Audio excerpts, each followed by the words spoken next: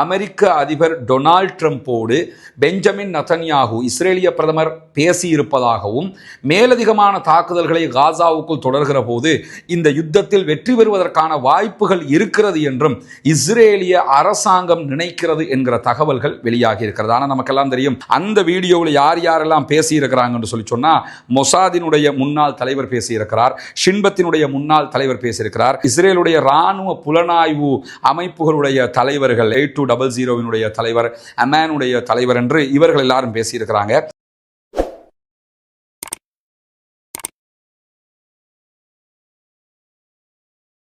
அஸ்ஸலாமு அலைக்கும் வரஹ்மத்துல்லாஹி வபரகாத்துஹு. அன்பிற்கினிய சகோதர சகோதரிகளை நம் அனைவர் மீதும் ஏக இறைவனுடைய அமைதியும் கருணையும் உண்டாகட்டுமாக என்கிற உயரிய பிரார்த்தனைகளோடு பாலஸ்தீனத்தினுடைய காசா பகுதிகளில் இஸ்ரேலிய ஆக்கிரமிப்பு இராணுவம் நடத்தி வரக்கூடிய அடக்குமுறை தாக்குதல்கள் இன்றைக்கு என்னவெல்லாம் நடந்திருக்கிறது, காசாவையொட்டி பாலஸ்தீன நிலப்பரப்பிலே மேலதிகமாக நடைபெற்ற சம்பவங்கள் என்ன, இதையொட்டி சர்வதேச மன்றத்திலே என்னவெல்லாம் நடந்து கொண்டிருக்கிறது என்கிற செய்திகளைத்தான் இன்றைக்கும் நாம் பார்க்க இருக்கிறோம். இன்றோடு காசா மீதான இஸ்ரேலிய ஆக்கிரமிப்பு இராணுவத்தினுடைய தாக்குதல்கள் ஆரம்பிக்கப்பட்டு 668வது நாளாக இருக்கிறது என்கிற நிலையில இன்றைக்கும் பலவிதமான சம்பவங்கள் காசாவுக்குள் நடந்தேறி வருகிற அதே நேரத்தில் காசா மீது புது வகையான தாக்குதல்களையும் மேலதிக உக்கிரமான தாக்குதல்களையும் நடத்துவதற்கு இஸ்ரேலிய ஆக்கிரமிப்பு இராணுவமும் இஸ்ரேலிய அரசாங்கமும் தயாராகி வருகிறது என்கிற செய்திகளை இன்றைக்கு அமெரிக்காவினுடைய ஃபைனான்சியல் டைம்ஸ் வெளியிட்டிருக்கிறது.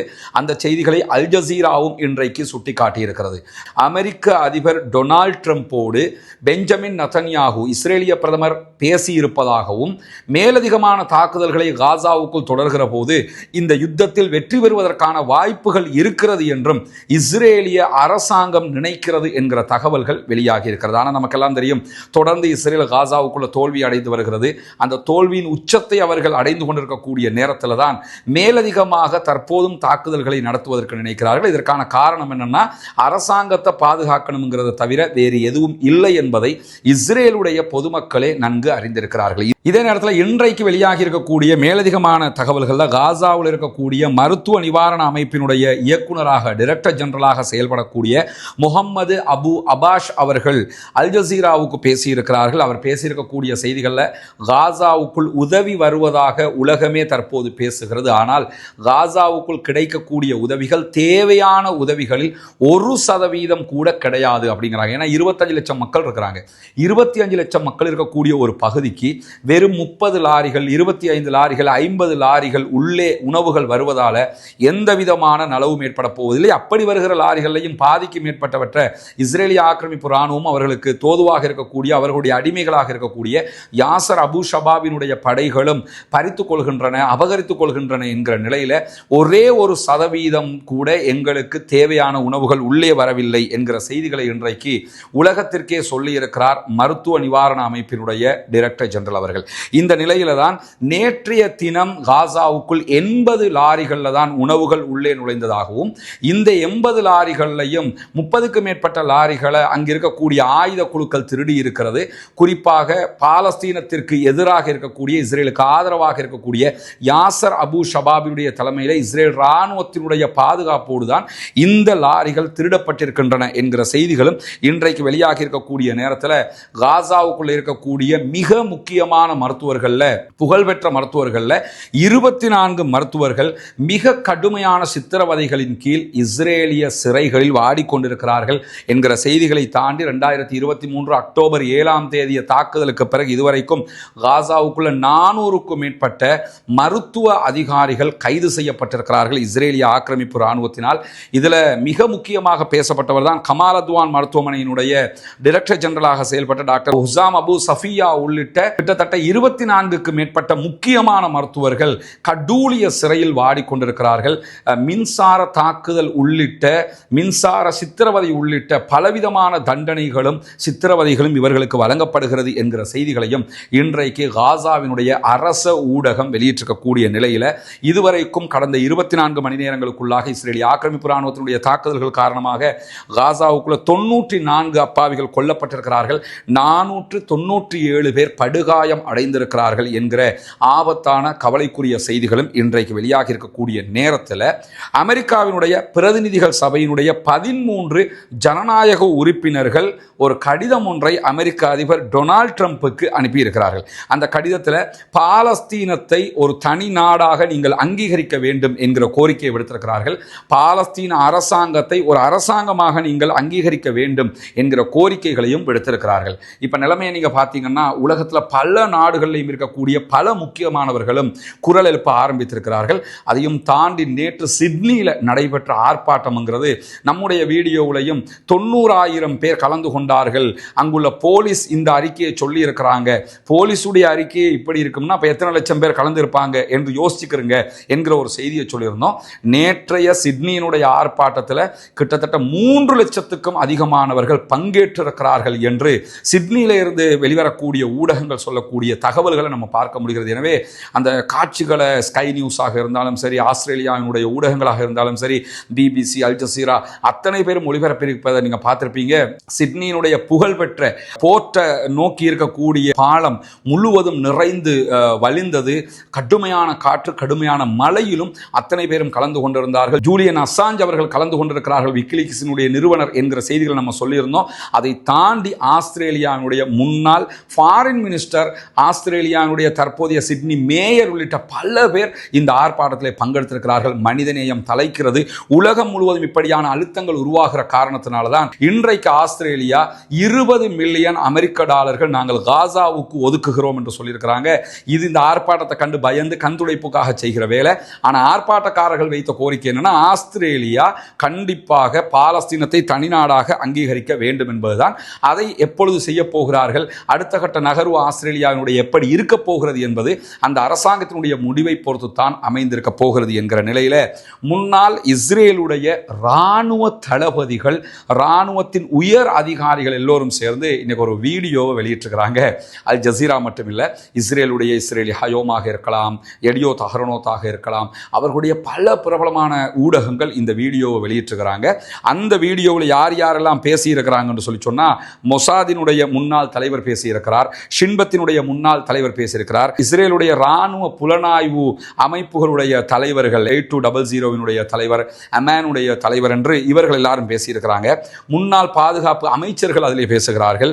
கடற்படையினுடைய முன்னாள் தளபதிகள், விமானப்படையினுடைய முன்னாள் தளபதிகள், அதே போன்று பல உயரடுக்கு பிரிவுகளுடைய தளபதிகள் என்று முன்னாள் தலைவர்கள் பல பேரும் அந்த வீடியோவில் பேசியிருக்கிறாங்க. அதில் சொல்லியிருக்கக்கூடிய செய்தி என்னன்னா, நீதியாக தொடங்கிய யுத்தம் அதனுடைய இராணுவ இலக்குகளை, நோக்கங்களை அடையவில்லை, இனி நீதியாக இருக்காது என்பதை நாம் புரிந்து கொள்ள வேண்டும் என்று சொல்லியிருக்கிறார்கள். நம்ம எந்த ஒரு இலக்கையுமே காசாவுக்குள்ள அடையலை. பாலஸ்தீன விடுதலை அமைப்பை அழிக்கலை, பாலஸ்தீனத்தினுடைய ஆட்சியை கைப்பற்றலை, நம்முடைய பணைய கைதிகளை மீட்டு கொண்டு வரலை, பொதுமக்களை கொன்று குவிச்சது மட்டும்தான் மிச்சமாக இருக்கிறது. எனவே இராணுவ தோல்வி இது என்பதை இஸ்ரேலுடைய முன்னாள் இராணுவ தளபதிகள், பாதுகாப்பு அமைச்சர்கள், முன்னாள் அமைப்புகளுடைய தலைவர்கள் என்று பல பேரும் சேர்ந்து ஒரு வீடியோவாக வெளியிட்டிருக்கிறாங்க. அவ்வளவு அழுத்தமாக இருக்கிறது. தோல்வியை அவர்கள் அத்தனை பேருமே ஒப்புக்கொள்கிறார்கள், நெத்தன்யாகுவை தவிர. ஏன்னா அவருக்கு அந்த ஆட்சியை கையில் வச்சுக்கணுங்கிறதுக்காக அதை ஒப்புக்கொள்ளாமல் இருக்கக்கூடிய நேரத்தில் எந்த அளவுக்கு அவர்களுடைய அறிக்கை இருக்குதுன்னு சொன்னால், ஆபரேஷன் கிதியோன் வேகன்ஸ் என்கிற பேரில் தான் இந்த காசா மீதான தாக்குதல்களை ஆரம்பித்தாங்க. இதில் நாம் எந்த விதமான சாதனைகளையும் நிகழ்த்தவில்லை. இஸ்ரேல் தோல்வியின் விளிம்பில் நின்று கொண்டிருக்கிறது.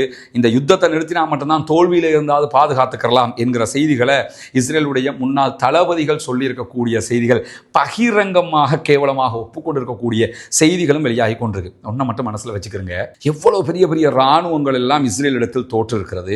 1967 6 அரபு நாடுகள் வெறும் 6 நாட்களில் இஸ்ரேல் இடத்தில் தோல்வி அடைந்த நிலையில் 2 ஆண்டுகளை நெருங்கி கொண்டிருக்கிற போதும் இன்னும் காசாவுக்குள் இஸ்ரேலால் ஜெயிக்க முடியவில்லை எனும் போது, பாலஸ்தீன விடுதலை இராணுவத்திற்கு அல்லாஹுடைய அருள் காரணமாக எவ்வளவு பலமாக இருக்கிறார்கள் என்பதை நாம் உணர்ந்து கொள்ள முடிகிறது. அல்லாஹ் அவர்களுக்கு அருள் புரிய வேண்டும். அவங்களுக்காக நிறைய பிரார்த்தனை பண்ணுங்க. இன்றைக்கு கூட அவங்க வெளியிட்டிருக்கக்கூடிய ஒரு அறிக்கை வெளியாக இருக்கு. என்னன்னா, நேற்று நீங்க பார்த்திருப்பீங்க, இஸ்ரேலுடைய ஒரு பணைய கைதி எலும்பும் சதையுமாக ரொம்ப மெலிஞ்ச நிலையில பங்கருக்குள்ள இருக்கிற மாதிரி ஒரு புகைப்படம், வீடியோக்கள் பரவி கொண்டிருக்கிறது. இந்த வீடியோவுக்கு உடனடியாக எதிர்வினை ஆற்றி இருக்கக்கூடிய இஸ்ரேலுடைய பிரதமர் பெஞ்சமின் நெத்தன்யாகு, நாங்கள் அவர்களை மீட்டெடுப்போம், அவங்க பசியில தட்டுமாறுறாங்க, அவங்க தான் உண்மையிலே ஹக்கபி போன்றவர்கள், அதாவது அமெரிக்காவுக்கான இஸ்ரேலுடைய தூதுவர்கள் போன்றவங்க எல்லாம் என்ன சொல்றாங்கன்னு கேட்டா, உண்மையிலே காசாவுக்குள்ள பஞ்சத்தில் வாடுகிறது எங்களுடைய பணைய கைதிகள் தான், என்றெல்லாம் சொல்லியிருக்கிற போது இன்றைக்கு பாலஸ்தீன விடுதலை அமைப்பு ஒரு ஊடக அறிக்கை வெளியிட்டிருக்கிறாங்க. அதில் என்ன சொல்கிறாங்கன்னா, நாங்கள் கடந்த காலங்களில் விடுதலை செய்த பாலஸ்தீன போராளிகளால் விடுதலை செய்யப்பட்ட பணைய கைதிகளை நீங்கள் பார்த்துருப்பீங்க. நாங்கள் எப்படி இருக்கிறோமோ அப்படி அவங்களும் இருந்தாங்க. இப்பொழுது அவர்கள் இருப்பதை போன்றுதான் நாங்களும் இருக்கிறோம். காரணம் என்னென்னு சொன்னால், எங்களுக்கு எது உண்ண கிடைக்கிறதோ அது அவங்களுக்கு கொடுக்கிறோம். இதற்கான காரணம் ஒன்றே ஒன்றுதான், எங்களுடைய மார்க்கம், இஸ்லாமிய மார்க்கம். பணைய கைதிகளாக இருந்தாலும் அவர்களை எங்களுக்கு சரிசமனாக நடத்த சொல்லி இருக்கிறது. எனவே அவர்களுக்கு எங்களுக்கு கிடைக்கிற உணவை அவர்களுக்கு கொடுக்கிறோம். நாங்கள் ஏதாவது சாப்பிட்டால் அவர்களுக்கும் கொடுக்கிறோம். நாங்கள் சாப்பிடலன்னா அவங்களுக்கும் கொடுக்கறதுக்கு ஒன்றுமே கிடையாது. இருப்பதை அத்தனை பேரும் பகிர்ந்து உண்ணுகிற ஒரு நிலை தான் இருக்கிறது. தவிர உங்க ஆக்களுக்கும் சேர்த்து உணவு கொடுக்கணும்னா முதல்ல பாலஸ்தீன அப்பாவிகளுக்கு உணவு கொடுங்க, அவங்களுக்கு உணவு வந்தால் தான் இவங்களுக்கு நாங்கள் கொடுக்க முடியும் என்று சொல்லி இஸ்லாம் சொல்லுகிற கட்டளை பிரகாரம் தான் நாங்கள் இந்த காரியங்களை செய்து வருகிறோம் என்று சொல்கிறார்கள் நபிகள் நாயகம் ஸல்லல்லாஹு அலைஹி வஸல்லம் அவர்கள் சொன்னார்கள். இஸ்லாத்திலே மிகச் சிறந்தது எது என்று கேட்கும்போது பசித்தவர்களுக்கு உணவளிப்பது என்று சொன்னார்கள். எனவே அதை நாங்கள் கடைபிடிக்கிறோம் என்பதை பாலஸ்தீன விடுதலை இராணுவம் இன்றைக்கு சுட்டிக்காட்டி இருக்கக்கூடிய நேரத்தில் இஸ்ரேலுடைய வெளியுறவு அமைச்சகத்தினுடைய அதிகாரிகளை மேற்கோள் காட்டி இஸ்ரேலின் எடியோத் அஹ்ரோனோத் என்கிற பத்திரிகை இன்றைக்கு பல முக்கியமான செய்திகளை வெளியிட்டிருக்கிறது. அதில் அவங்க சொல்லியிருக்கக்கூடிய ஒரு செய்தியை பார்க்கும்போது ஆச்சரியப்பட்டுட்டேன்.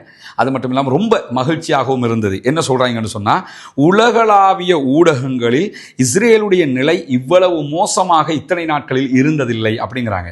இஸ்ரேலுங்கிற ஒரு நாட்டை இவ்வளவு காலமாக பிம்பத்தை எப்படி உண்டாக்கினாங்க? எவ்வளோ உலகத்தில் நீங்கள் பார்த்துருப்பீங்க, எங்கே ஒரு குண்டு வெடித்தாலும் எங்கே ஒரு அநியாயம் நடந்தாலும் அதுக்கெல்லாம் காரணம் என்ன சொல்லிடுவாங்கன்னு கேட்டால் முஸ்லீம்கள்ன்றவாங்க. இஸ்லாமியர்களையும் முஸ்லீம்களுடைய செயல்பாடுகளையும் குர்ஆனையும் நபிகள் நாயகம் ஸல்லல்லாஹு அலைஹி வஸல்லம் அவர்களையும் சர்வதேச மட்டத்தில் எப்படி ஆபத்தானவங்களாக காட்டினாங்கன்னா அவங்களோட மீடியா பவரை வச்சுக்கிட்டு தான் காட்டினாங்க. ஆனால் இந்த காசா போர் ஆரம்பித்ததிலிருந்து இஸ்ரேலுடைய மீடியா பவர் மொத்தமாக தோல்வி அடைந்திருக்கிறது.